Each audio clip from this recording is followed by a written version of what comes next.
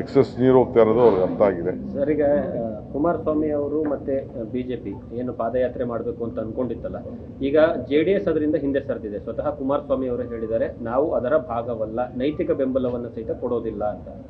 ಮತ್ತೆ ನನಗದು ಗೊತ್ತಿಲ್ಲ. ನಮ್ಮದು ಸಿದ್ಧತೆ ಇದೆ, ನಮ್ಮದು ಅದಕ್ಕೆ ಏನೇನು ಬೇಕು ನಾವು ಸಿದ್ಧತೆ ಮಾಡ್ಕೊಂಡಿದ್ದೀವಿ. ನಾನು ಇವತ್ತು ಮಾತಾಡೋದಿಲ್ಲ, ನಾನು ಇದನ್ನ ಮಿಕ್ಸ್ ಮಾಡೋಕ್ಕೆ ಹೋಗಲ್ಲ.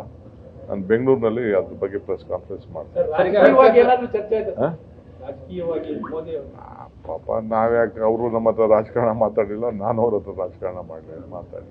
ಸರ್, ಈಗ ಬಹಳಷ್ಟು ಇಂಪಾರ್ಟೆಂಟ್ ಇರುವಂತಹ ವಿಚಾರ, JDS ಮತ್ತು ಬಿಜೆಪಿಯಲ್ಲಿ ಸ್ವಲ್ಪ ಗೊಂದಲದ ವಾತಾವರಣ ನಿರ್ಮಾಣವಾಗಿದೆ. ಕಾರಣ ಏನಂದ್ರೆ, ಸ್ವತಃ ಕುಮಾರಸ್ವಾಮಿ ಅವರು ಹೇಳಿದ್ರು, ಇದರ ಹಿಂದೆ ಅಂದ್ರೆ ಪೆನ್ ಡ್ರೈವ್ ಹಂಚುವುದಕ್ಕೆ ಕಾರಣ ಆಗಿರತಕ್ಕಂತಹ ಪ್ರೀತಮ್ ಗೌಡರು ಏನಂದ್ರೆ ವೇದಿಕೆ ಮೇಲೆ ಕೂತ್ಕೊಂಡಿದ್ರು, ಅಂತವರ ವೇದಿಕೆ ಮೇಲೆ ನನ್ನನ್ನು ಕರೆದು ಸಭೆಯನ್ನು ಮಾಡಿರುವಂಥದ್ದು ಬೇಸರ ತಂದಿದೆ ಅನ್ನುವಂತಹ ವಿಚಾರ ಮೆನ್ಷನ್ ಮಾಡಿದ್ದಾರೆ. ನಾನು ಅವ್ರ ವಿಚಾರಕ್ಕೆ ಯಾವುದಕ್ಕೂ ಇಂಟರ್ಫಿಯರ್ ಆಗಿ ಹೋಗಲ್ಲ. ಅವರು NDA, ಅವ್ರದ್ದು NDA. ಅವ್ರು ಮಾತಾಡ್ಬೋದು, ಇವ್ರು ಮಾತಾಡೋದು, ಅಲ್ಟಿಮೇಟ್ಲಿ ಯಾರಾದ್ರು ಬೇರೆಯವ್ರು ಮಾತಾಡಿದಾಗೆಲ್ಲ ಸುಮ್ಮನೆ ಒಂದಾಗ್ತಾರೆ. ಅದಕ್ಕೆ ಯಾಕೆ ನಾವ್ಯಾಕೆ ಅವ್ರ ಮಧ್ಯ ಅವ್ರ ಪಾರ್ಟಿ ವಿಚಾರಕ್ಕೆ ನಾವು ಇಂಟರ್ಫಿಯರ್ ಆಗ್ಬೋದು?